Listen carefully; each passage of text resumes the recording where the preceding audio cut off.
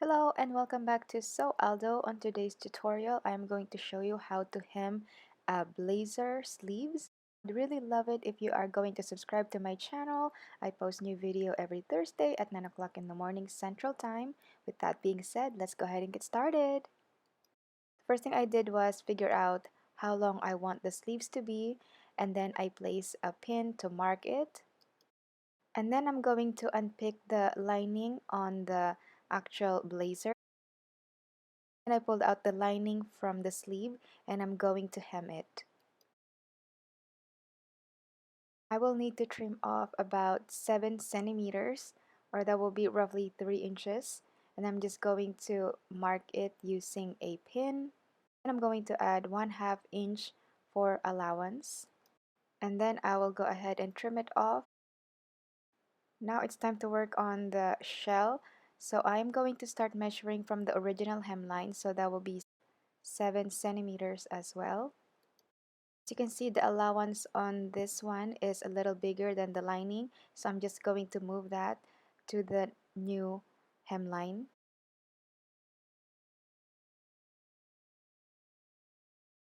You can see the original hemline has a fusible interfacing, so we're going to have to do that on the new hemline as well.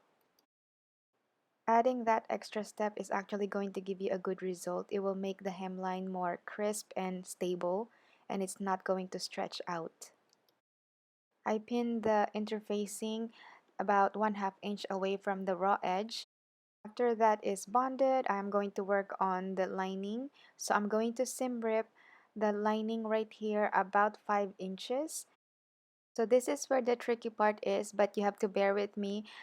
It might look a little complicated, but once you get the hang of it, it's actually pretty easy. The idea of what I'm trying to accomplish here is I am trying to match the inseams and right sides of the fabrics together.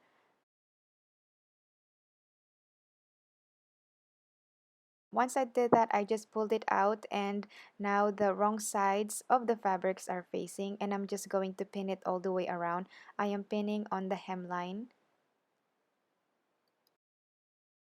May have to rewatch this part a few times so you can actually see what I am doing, but really once you get the hang of it, it is actually pretty easy.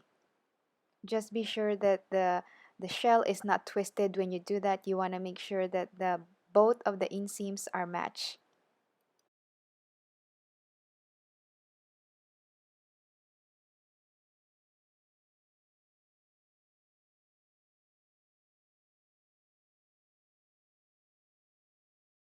And then I'm going to pin it to hold the fabrics in place. Sew it all the way around using a 1/2 inch seam allowance. This is where the magic happens. Once I pull the shell in the lining, it will look like this. As you can see, it looks super neat and tidy, and I love the result. It looks so professional. After that, I am going to sew the lining closed. Last step would be sewing or tacking the lining on the inseam so it will not separate from the lining, it will just stay in place. When you do this, be sure that the thread is not showing on the shell outside. Thanks for watching, and if you haven't subscribed yet, be sure to do so. I post new tutorial every Thursday at 9 o'clock in the morning Central Time. Hit the notification so you'll get notified whenever I post a new one.